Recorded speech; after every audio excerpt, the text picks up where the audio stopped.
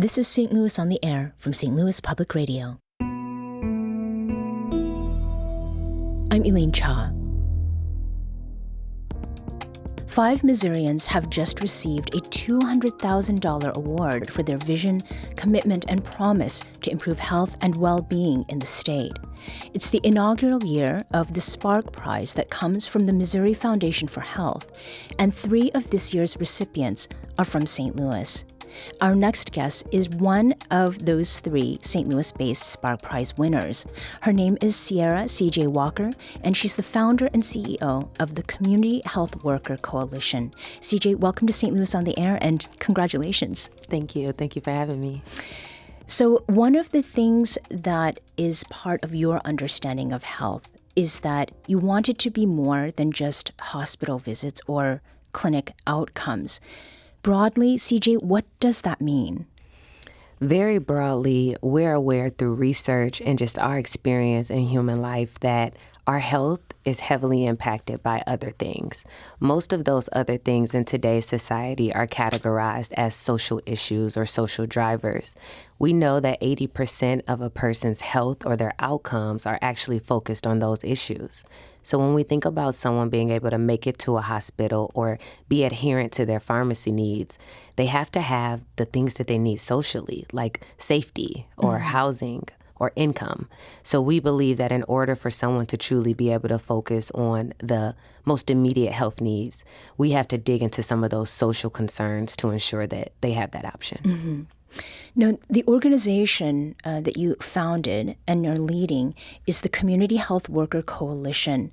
What is this organization, and how does its work activate that understanding of health that you've just described?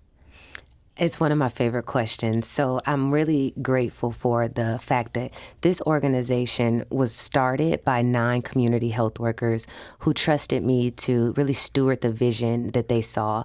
So I serve as a founding CEO, and in that role, my desire and my posture is to lead from behind. So our CHWs actually set our strategic direction. So they take what they're seeing in their day-to-day action as they're serving their clients and their neighbors to help us better understand how do we support them to do their job, and how do we support the systems to better support them as they're doing their jobs. Mm-hmm. So our organization, in the simplest way, positions itself as the CHW for our CHWs, because we recognize that the helpers often need some help too. Mm-hmm.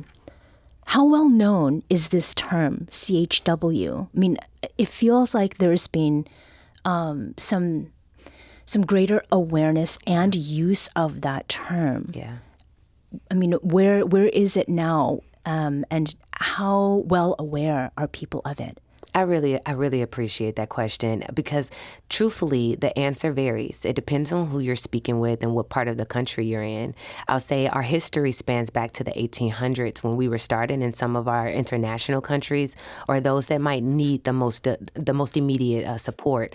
Actually, I spent quite a lot of time in Cape Town, South Africa, and I worked alongside CHWs, and they were called my person by the neighbor. Oh, okay. In the United States, what we notice is that community health workers are increasing in their popularity as we continue to professionalize and standardize the workforce.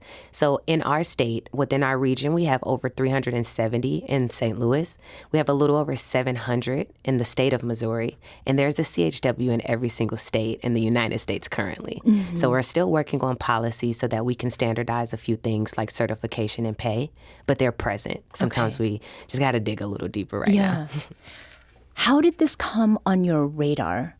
I imagine that you did not go to South Africa in order to, right? I mean, or was it? No, you're right. Yeah. So I'm a public health practitioner by trade. I love all things public health. I was actually in my undergrad program, and I was supposed to graduate early, but everybody loves the college experience. So I'm like, oh, sure. Absolutely not. So the opportunity to study abroad came about, and I was not even in the health field. I was a communications major and a business minor. When I went to South Africa, I was stunned by the ability for them to leverage business resources or lack thereof to create health outcomes. So I came back to my campus and I started to inquire. And one of my advisors said, "Why aren't you in health? I said, I don't know. So I changed my minor in the last semester, which also gave me some more time to stay on campus, so I didn't have to leave. And I became a public health minor. After graduation, I did my major in public health at Emory University. And it was at that time that I started to understand that there was a world for community health. So I actually became a project manager at an organization here in St. Louis. I'm originally from Detroit. My husband moved here, and then I followed him about 8 months later. Well, that organization asked me to help them create a strategy for advocacy and membership, like coalition building for community health workers. So I was a project manager under the impression that I would build something that could last.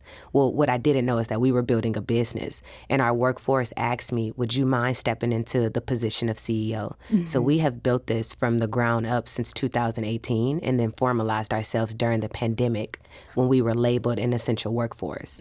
So that is when we were necessary to start to position ourselves to really be ready for the call. And we have ever since. Yeah. There are a couple of things that I'd like to marry Sure. in this question. One of them has to do with, your business background, and also the social entrepreneurship or entrepreneur, that goal. Yeah. What is important to understand about what entrepreneurism means when we're talking about community health, specifically in predominantly Black communities? I want to be really thoughtful about this question because I spend a lot of time thinking about it because it guides my leadership. I think my immediate answer is there's a reason I am very intentional to say I'm a social entrepreneur, because the reason that I got into business is to ensure I can make effective social change. My team and our founders believe that social change is a team sport. So we are in the business of creating opportunities for us to make economic mobility real for those who really don't even know what that term means, right? The opportunity for us to not just think about solving an issue, which is what lies at the root of entrepreneurism, is the desire to see a problem, solve the issue, and to make profit from it. Well, actually, my desire is to do all of those things as long as it actually solves a social issue. So the way that our company works is that as we generate revenue, we invest it directly back into that 300, 700 plus of community health workers through their direct care. So if anyone was to get injured and their children needed support, we're able to do that. Or if they were to produce something that they needed some extra support and it can garner them revenue from their intellectual property, we help them so that they have themselves positioned to now create passive income. CJ Walker is the founder and CEO of the Community Health Worker Coalition. We're talking today about the $200,000 prize that she has received as a Spark Prize winner. This is the inaugural year of Missouri Foundation for Health's awarding this to people who are driving change around health across Missouri. So you have spoken about intellectual property as a revenue generator for community health workers. What do you mean by intellectual property? What is it that community health workers do that qualifies as that? I believe that every human who has a thought or idea has valid intellectual property. And the truth is about how you leverage it and create it as a commodity or a resource for yourself or for others. The way our organization started is I would often sit at meetings and individuals would ask me to speak on behalf of a zip code or a particular disease, one that I might know about but actually wasn't a part of that true community. Well, now that I know I have over 100 CHWs at that time who do represent some of those areas, I will position them at the table, make them a contractor for a 1099 so they would be paid for the intellectual property that they share during that meeting. And we would also have our organization sign an NDA. So that way, if you did hear a great idea, you weren't able to move on it and create more revenue for yourself without the involvement of that CHW. So very low level idea, but we've continued to scale that to create even additional opportunities for CHWs to really be thought leaders in their spaces. You talked about health outcomes. What do you mean by that? Specific examples maybe that come from the work that's being done here in St. Louis? Absolutely. So I'll give two health outcomes to us. It's difficult for me to give just a standard definition because they're often co-created with our patient, our client, or our neighbor. We want to be thoughtful about what does success look like for the person we're helping, and not just bring all of our bias into what we think that person should do or value. So after we're able to figure out what that health outcome or the goal is, the CHW is able to take their lived experience, and we're able to be really thoughtful about how we coach, support, and nurture the patient through the experience. I'll give an example from one of our founders. Her name is Brittany Betts. Brittany actually was living with a chronic disease that was undiagnosed and often refuted by providers for more than 12 years. The disease was called endometriosis. She also recognized that many other women were dealing with this and didn't understand how to properly advocate for themselves. So in her role as a CHW, she was able to not only teach and help them around the terms of health education, but she also taught them their patient bill of rights so that when they saw a provider, they were aware of how they could ask questions. And to take it a step further, she would do house visits upon approval in order to go and see what were the circumstances. If we're providing you insulin, do you have working electricity? Is there enough space in your fridge? As we're talking about these healthy meals, what are the things that you're currently working with so I can create meals from what you have available and not what I think you should use? So some of those things to really act as, like I said, a part of a care team or relay race with our other providers in the health system, those are some of the roles that our CHWs that we get to play to complete the care experience for a person. My organization, I'll give an example. Her name is Jasmine Kimbrough. Jasmine went through our CHW program twice because she's a single mom, a professional caregiver, just a host of roles. And life was lifing when she tried to complete the certification. Upon coming back, she realized, man, I could have used a little bit more support in getting through this program. She's now our CHW skills coach. Every single CHW that goes through the program connects with her. So we're checking in to make sure they're well. That's the helper helping model that I talked about. And when they graduate, she supports them in their upskilling pursuits so that they can get CEUs and continue to professionalize and scale the professional ladders. Can you talk a little bit about what the CHW program entails? What is the time commitment? And what are some of the challenges that people face? You've just mentioned one of them. What are some of the challenges people face because of all the life that they're living in trying to become certified as a CHW? So our program is a statewide program. You can find it at over 14 accredited colleges throughout the state. For St. Louis, we typically, our leading provider is the St. Louis Community College. It's been there since the inception. The program ranges from 14 to 20 weeks, 2 days a week, 3 to 4 hours a day. It can be a morning class that ranges from 8:30 to 12:30 or an evening class that's 6 to 9 p.m. The course models are national core competencies, and then we have state core competencies that are all centered around adult learning. So that way people are able to do field experience, merge their lived experience, and also do a little bit of specialty practice, whether that's outreach or preventative health, as they are in the course. After that, they then are able to get their state credential, and that state credential they renew every 2 years. Yeah. This $200,000 award from the Missouri Foundation of Health is specifically not a lifetime achievement award, but it is for you, and it's up to you to choose what you want to do with it. What are your plans for that funding? So my plans for the funding are to be really intentional. I preach often about the need for rest, for us to be whole leaders. So I do plan to really be intentional and take some time just to pause and think about what our next phase could look like. I also plan to celebrate with my team.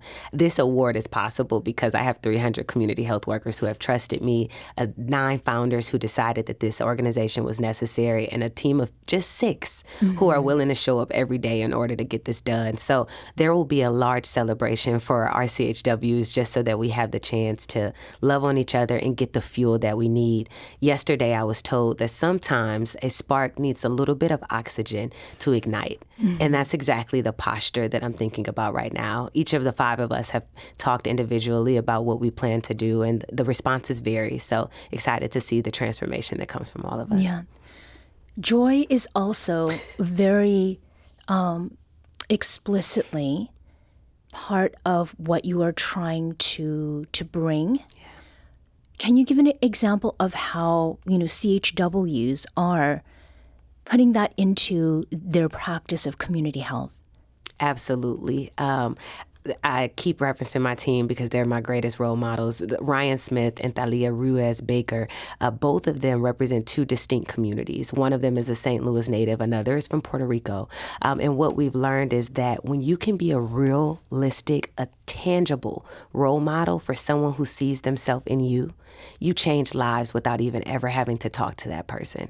And our CHWs are just that. They're realistic role models that go home every day to different neighborhoods, and people see, wow, I've seen you get this job. I've seen you scale the ladder. I've seen you make change. How do you do it? How can you help me? And I want to do the same thing. So it becomes this large collective impact simply by people deciding I want to make a change. I believe it can happen for me, and let's work from the inside out with this workforce to get it done. Mm-hmm. And the joy comes in? The joy is because they're happy when they do it.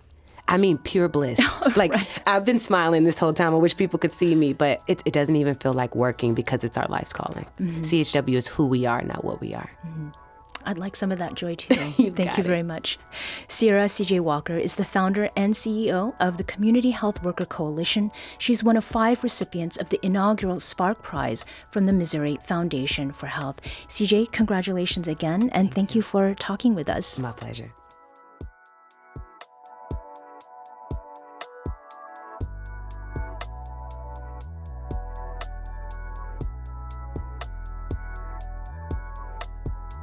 Today's episode was produced by our executive producer, Alex Hoyer.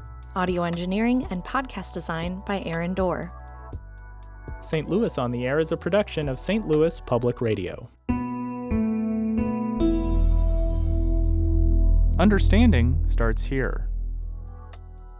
Do you find yourself regularly listening to episodes of St. Louis on the Air? Suggest us to a friend you think might enjoy our conversations. And leave us a review and rating on Apple Podcasts on the App Store. It's the simplest way to help people discover our show. Thanks. St. Louis Public Radio is a member-supported service of the University of Missouri St. Louis.